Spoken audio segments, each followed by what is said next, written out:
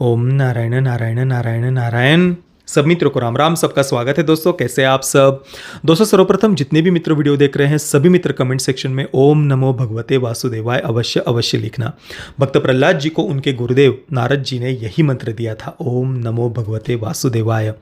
आज से ठीक 1 महीने पहले हुम्बाड़े फिल्म्स ने उनकी आने वाली फिल्म महाअवतार नरसिम्हा के एक टाइटल अनाउंसमेंट वीडियो को रिलीज़ किया था और तब हमने उस पर चर्चा भी की थी। और कल 14 जनवरी मकर संक्रांति के सुअवसर पर उन्होंने 1 मिनट और 44 सेकंड के टीज़र को भी रिलीज़ किया है, जो हमें हिंदी सहित अन्य भाषाओं में भी जो वे रिलीज़ कर रहे हैं सभी भाषाओं में कल उन्होंने इस टीज़र को रिलीज़ किया है। मुझे पर्सनली जो एनिमेशन है वो बहुत बहुत पसंद आया।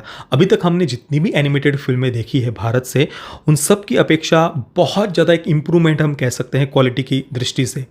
मैंने पिछली बार भी कहा था और इवन डिज्नी प्लस हॉटस्टार पर जो एक हनुमान जी की सीरीज़ आती है ना, वेब सीरीज़, उसका भी जब मैंने रिव्यू किया था, पहला सीज़न ही मैंने उसका देखा है, मुझे पर्सनली कुछ खास पसंद नहीं आई थी वो सीरीज़। और एनिमेशन की दृष्टि से भी अगर हम देखें ना, तो वहाँ पर आप देखिए जामवन जी के जो बाल आप देखिए, सभी जगह पर जस्ट कलर हमें चिपका हुआ दिखाई देता है। जो एक बारीकी एनिमेशन में दिखनी चाहिए ना, वो नहीं है वहाँ पर, जो हमें इस टीज़र में देखने को मिल रही है।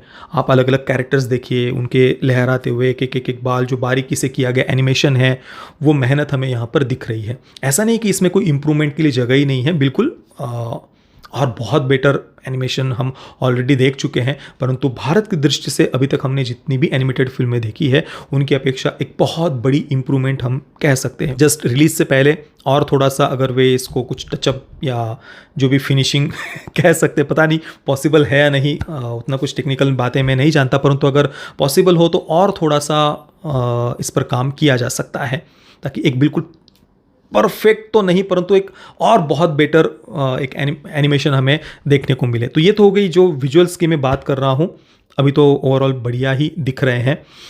बाकी जो पौराणिक कथा है भक्त प्रहलाद जी की, वो तो हम सभी ने सुनी हुई है। पिछली बार भी हमने इस पर चर्चा की थी। महाअवतार करके वे पूरी इसकी सीरीज़ लेकर के आने वाले हैं, जिसमें हमें दशावतार देखने को मिलेंगे।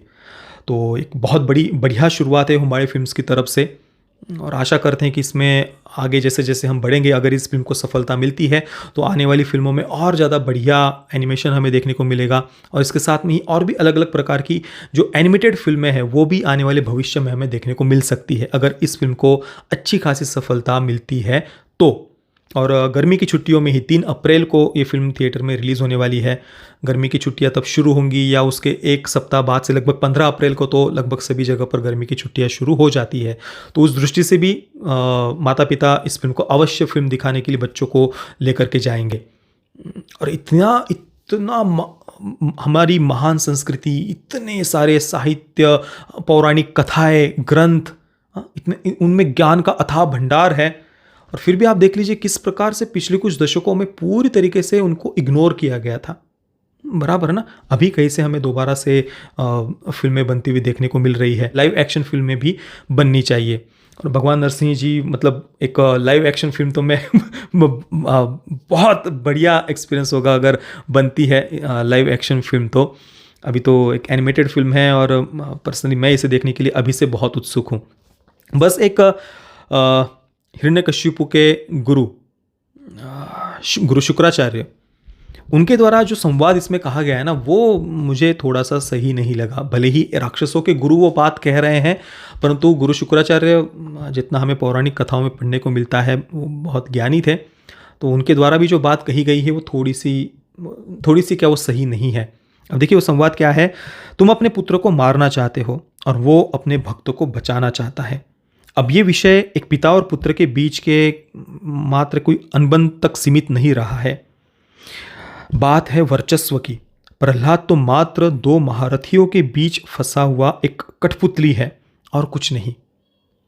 2 महारथियों के बीच में फंसा हुआ कठपुतली, और बात वर्चस्व की है। ये जो बात है ना वो सही नहीं है।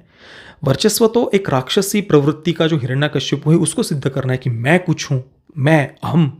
और जो कण कण में व्याप्त नारायण है, उनके मतलब जो साक्षात परब्रह्म है, परमेश्वर है, उन्हें ये सोच भी कैसे सकते हैं कि कोई वर्चस्व सिद्ध करना है या 2 महारथी ना। जो साक्षात नारायण, हालांकि फिल्म में चित्रण हमें भगवान विष्णु, उनका बहुत बढ़िया तरीके से किया गया है। हम देखते हैं तो वो एक राक्षसों के गुरु शुक्राचार्य उनके द्वारा कही गई बात है, पर वो सुनने में थोड़ा अटपटा लग रहा था जो वो संवाद है वो। अब पता नहीं उन्होंने कैसे वो संवाद वहाँ डाला है।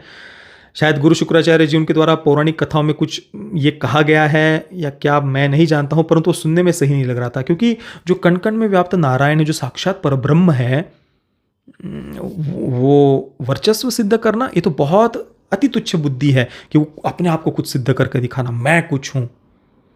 तो ये थोड़ा सुनने में वो संवाद मुझे सही नहीं लगा। बाकी तो ट्रेलर ऑब्वियसली बढ़िया है, मैं बहुत बहुत उत्सुक हूँ इसे देखने के लिए। और जितना मैंने सुना है कि इस्कॉन वे भी इस प्रोजेक्ट के साथ में जुड़े हुए हैं, जितना मैंने सुना है। अगर किसी को और थोड़ी सी इसके बारे में जानकारी हो तो मुझे आप नीचे कमेंट में अवश्य बताना। बाकी आपको ये ट्रेलर कैसा लगा? क्या आप इस फिल्म को देखने के लिए थिएटर में जाएंगे? मुझे आप नीचे कमेंट में अवश्य बताना। वीडियो देखने के लिए आप सभी मित्रों का बहुत बहुत धन्यवाद। जय श्री राम, वंदे मातरम।